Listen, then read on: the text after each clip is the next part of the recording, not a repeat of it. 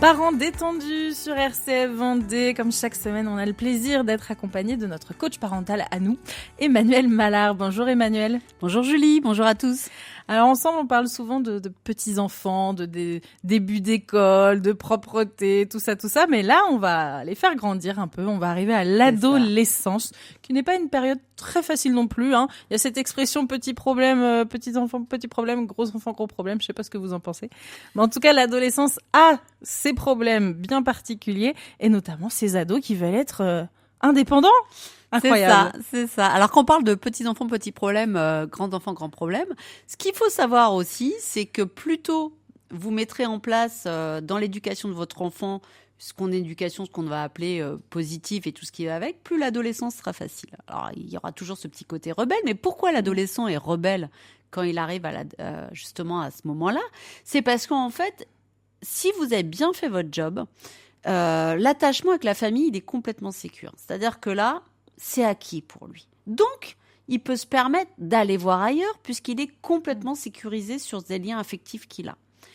Et à l'adolescence, qu'est-ce qu'on a envie? La seule chose qui nous intéresse, c'est de plaire à ses pairs, P-A-I-R-S, c'est-à-dire à ses copains, à créer du groupe, à avoir un lien social, à être reconnu par les jeunes de son âge, tout simplement. Et donc, qu'est-ce qu'on cherche à l'adolescence? On cherche la liberté, on cherche l'indépendance. Et là, on rentre en conflit avec les parents. Pourquoi? Parce que l'adolescent cherche l'indépendance et la liberté. Le parent, d'une certaine façon, râle parce que son enfant n'est pas assez autonome et en même temps, il ne lui laisse pas la possibilité d'être autonome. Pourquoi ? Parce qu'il n'arrive pas à lâcher prise. Encore ce mot fameux barbare que j'emploie très souvent, mais qui est indispensable dans l'éducation, c'est le lâcher prise. Et l'adolescence, c'est vraiment ce moment où ça devient très concret, en fait. C'est-à-dire que là, on n'a plus le choix à un moment donné. Pourquoi c'est si important, l'indépendance chez un ado ? C'est simple parce que la première chose, au-delà, en fait, d'appartenir à un groupe social, c'est aussi ça en fait partie, c'est le développement de l'estime de soi. L'estime de soi, ça regroupe la confiance en soi, l'image de soi, l'amour de soi, tout ce qui va avec. Et c'est ce qui va poser problème à l'adolescence. C'est-à-dire que l'enfant, en fait, va chercher cet amour de soi. C'est-à-dire que bien souvent, on peut arriver à des adolescents qui se trouvent pas beaux, qui sont pas bien dans leur basket. Donc, il va aller falloir nourrir, en fait, cet amour de soi qui va être physique, qui va être peut-être aussi mental. Il va y avoir aussi ce besoin d'avoir confiance en soi. C'est comment me comporter quand je suis dans un groupe. Comprendre les codes aussi du groupe social dans lequel il souhaite aller. Là encore, ça risque de partir en conflit avec le parent parce que le groupe social vers lequel votre enfant a envie d'aller n'est peut-être pas celui que vous avez, vous, envie qu'il aille. Tout simplement, je vais caricaturer, mais si vous avez un groupe social punk et vous venez d'une famille qui est plutôt bobo, ça va pas marcher. Mais en même temps, faut pas se leurrer. Si le gamin ait choisi ça, c'est aussi pour vous faire réagir et pour vous faire comprendre que maintenant, il a envie de prendre sa vie en main et c'est lui qui va décider des choses. Donc, et cette période d'adolescence, d'indépendance et de liberté, ça le prépare aussi à sa vie d'adulte. Donc, il va falloir, là encore une fois, accepter que son ado fasse des erreurs, qu'il se trompe, qu'il commette des bêtises. Parce que, justement, ça fait partie de l'apprentissage, encore une fois. Mais votre rôle, à vous de parents, c'est d'avoir justement travaillé dessus bien en amont pour lui faire comprendre que chaque action a une conséquence, qu'elle soit positive ou négative. Donc, ce qui veut dire que si vous lâchez prise sur votre ado, ça veut dire que vous avez assez confiance en lui pour lui permettre d'expérimenter ce qui va se passer. Et ce lâcher prise veut dire aussi que vous allez avoir assez confiance en vous pour ne pas résoudre les problèmes de votre enfant à sa place. Vous voyez, c'est un peu le tiraillement qu'il y a à l'adolescence. C'est-à-dire qu'on meurt d'envie que notre enfant soit autonome et en même temps, on ne le laisse pas être autonome parce qu'on a peur de lâcher prise. D'accord ? Donc ça, vraiment, il faut l'avoir en tête. Après, lâcher prise, ça ne veut pas dire abandonner l'enfant. Le laisser, en fait, sans guide, sans rien. Moi, j'ai eu le cas dans certains coachings de plus grands, parce que ça m'arrivait d'en faire des plus grands. Bah, c'est bon, il a 18 ans, il part étudiant, il a qu'à se trouver son logement et faire les papiers. Bah non. Parce qu'on ne lui a pas appris à faire. C'est-à-dire qu'on peut parler d'indépendance et d'autonomie si on a appris à l'enfant à devenir indépendant. Vous parliez de laisser expérimenter. Il y a quand même un cadre, des limites, parce que si on expérimente, il y a de la drogue, il y a plein de choses. Il y a plein de choses à expérimenter dans la vie qui sont pas forcément bonnes. Oui, tout à fait, je suis d'accord avec vous. Mais là, ça va c'est en lien avec vos valeurs. Là, j'en reviens encore avec vos valeurs. Je vais vous donner un exemple bien précis. Parce que moi, j'ai un de mes enfants, toujours le même, qui m'en a fait quand même des vertes et des pas mûres. Mais à aucun moment, c'était en lien avec les valeurs. C'était des choses de son impulsivité qui a créé une problématique. Faire péter des pétards, par exemple, devant le portail du voisin, devant la porte de garage du voisin. Résultat, il y a un trou de 3 cm dans la porte du garage. C'est, j'allais dire, conduire un peu trop vite avec sa moto sur la route. Il s'est pris une amende. Tout ça, en fait, c'est laisser prendre ses responsabilités et d'en tirer les conséquences et de réparer ce qu'il en a fait. Par contre, votre rôle de parent, c'est bien sûr de l'avertir de tous les dangers qu'il peut y avoir, des dangers auxquels il va être confronté, mais malheureusement, vous ne serez jamais là quand il va être confronté à ces dangers et vous ne saurez pas ce qu'il a fait. Un adolescent, ce qu'il refuse de dire, c'est « je t'interdis ». Quand on dit « je t'interdis » à un enfant, vous êtes sûr, un adolescent, vous êtes sûr que vous allez rentrer dans le conflit.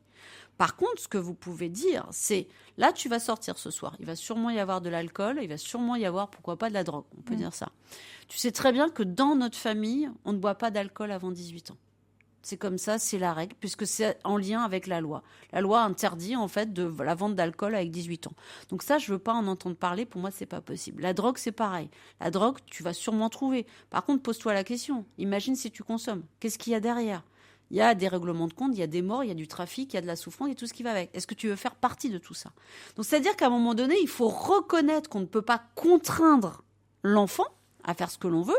Donc ça, c'est travailler le lâcher-prise, c'est-à-dire avoir cette reconnaissance-là, mais lui faire comprendre que s'il décide de passer le cap, c'est qu'il décide de façon consciente et individuelle de transgresser une règle, et que là, par contre, il y aura des conséquences derrière. Et à vous d'afficher les conséquences derrière. C'est-à-dire, tu veux sortir ce soir jusqu'à 2h du matin, très bien, ok, si j'en ai parlé avec ton père, on est d'accord tous les deux jusqu'à 2h. Par contre, on est d'accord. Si tu n'es pas rentré à 2h et si tu nous as pas prévenus, la fois d'après, on réduit à minuit. À toi de choisir. Et si, mais ça sous le coup de l'influence. Mais je te jure, maman, moi, je voulais pas le faire. C'est eux, ils ont dit, je me suis retrouvée là-dedans. Comment je lui apprends à voir son esprit C'est le travail que vous avez commencé à faire en amont sur la confiance en soi. C'est est-ce que tu vas suivre un groupe justement en acceptant tout ce qu'ils vont faire, ou alors tu vas te rapprocher des valeurs qu'on t'a transmises, et c'est pour ça que le mot valeur est si important, et tu vas t'appuyer là-dessus pour savoir dire non. Oser dire non, c'est hyper compliqué. Vous avez vu autour de vous le nombre d'adultes qui ne savent pas dire non ? Moi, je travaille aussi des fois ça, le oser dire non ou le savoir dire non. Eh ben, à nous d'apprendre à notre enfant aussi à dire non. Donc tout ça, ça fait partie de l'éducation. C'est-à-dire, ok, donc ça veut dire que quand tu es avec tes amis, tu n'es pas capable d'être toi-même et tu peux faire des choses qui ne conviennent pas, bah dans ce cas-là, moi je pense que la prochaine soirée, tu ne devrais pas y aller, puisque tu n'es pas capable de gérer ça. Vous voyez, c'est-à-dire qu'on ne va pas interdire ni contraindre à quelque chose. Par contre, on va lui dresser un tableau. Et ça, on arrive à faire ça, bien sûr, si on est resté dans cette communication ouverte et si on a mis cette communication en place depuis qu'il est tout petit. C'est pour ça que je dis souvent que la problématique de l'adolescence, elle se règle dès l'enfance. Si dès l'enfance, vous êtes parti sur un lien avec votre ado, enfin avec votre enfant, qui est basé sur la confiance, sur le respect et sur le partage de valeurs, en avançant, vous n'aurez pas tous ces mensonges. Par contre, si l'enfant sait qu'à chaque fois il transgresse quelque chose, il est puni, ou si à l'inverse, à chaque fois il fait quelque chose qui vous plaît pas, vous allez lui dire oh, je suis déçu, c'est pas possible, vous allez parler de vos émotions à vous qui sont très négatives, l'enfant va vous mentir. Pourquoi est-ce que l'enfant ment ? Parce qu'il a peur de ce qu'il y a derrière, des conséquences. Et là, si on parle pas de conséquences, on va parler de punition. Mais par contre, si à l'inverse, vous avez créé un lien très fort et il est au courant en amont de ce qui va se passer s'il transgresse la règle, libre à lui. Par contre, la conséquence sera présente.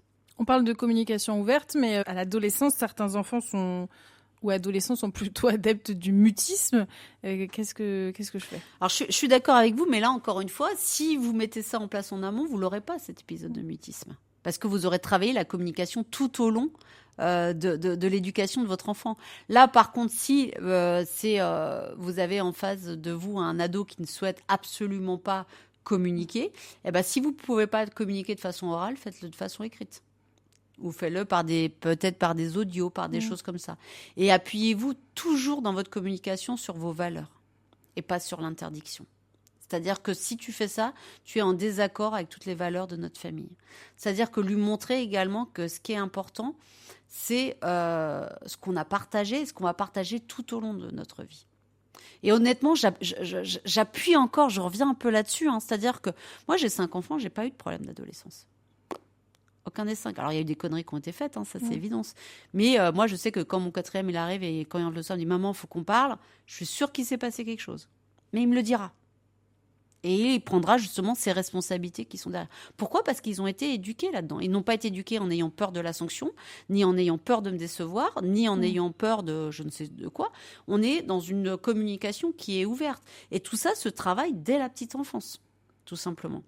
Après, l'adolescence, c'est d'autant plus compliqué parce que vous partez pas sur les mêmes bases, tout simplement. Donc là, il va falloir trouver un autre moyen de communiquer. Et si ce n'est pas vous n'y arrivez pas en tant que parent, déléguer à une tierce personne.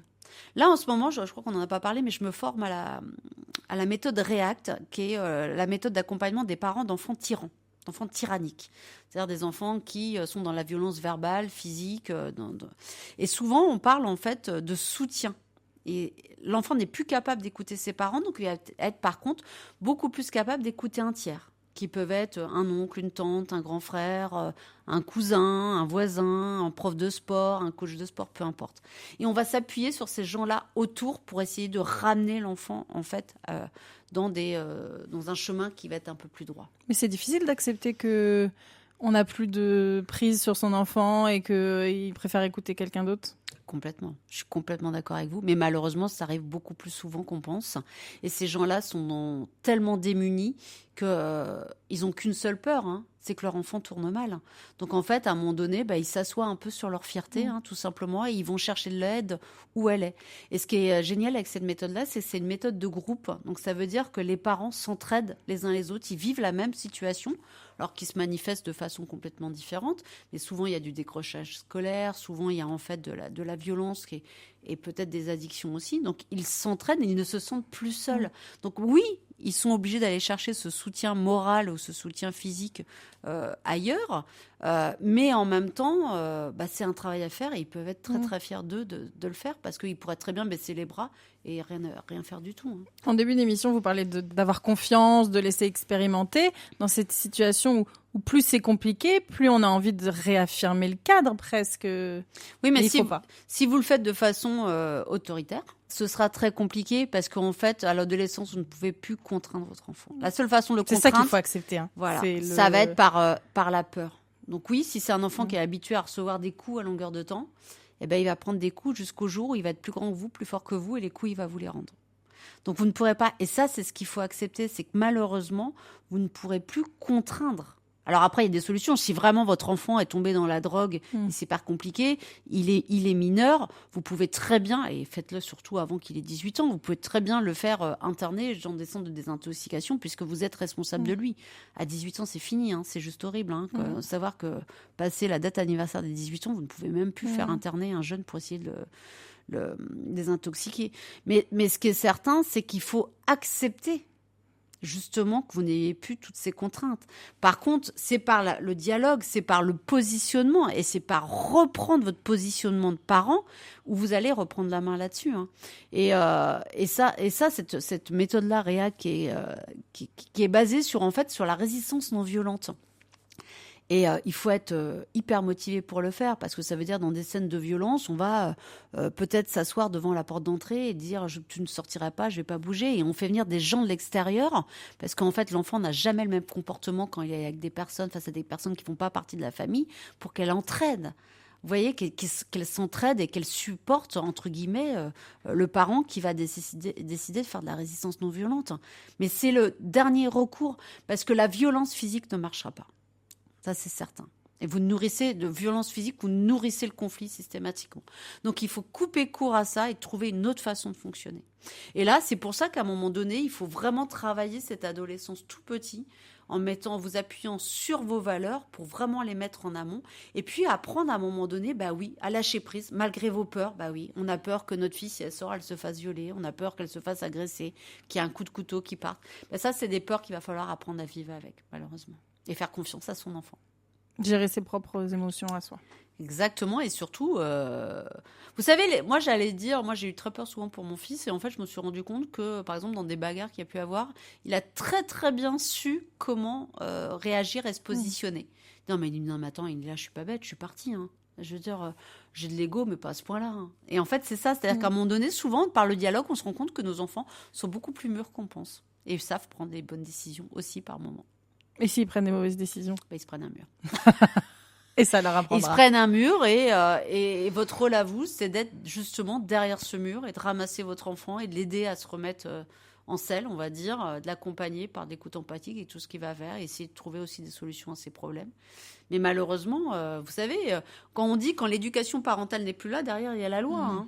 Donc, à un moment donné, on va le freiner, cet enfant, de toute façon.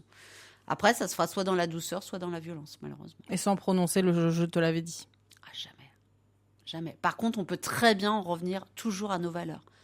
En disant, écoute, tu sais, moi, je suis pas étonnée, mais en même temps, regarde, nous, cette valeur de travail, de respect, de tu es allé contre. Donc, ça ne pouvait pas ne bien se passer. C'est évident.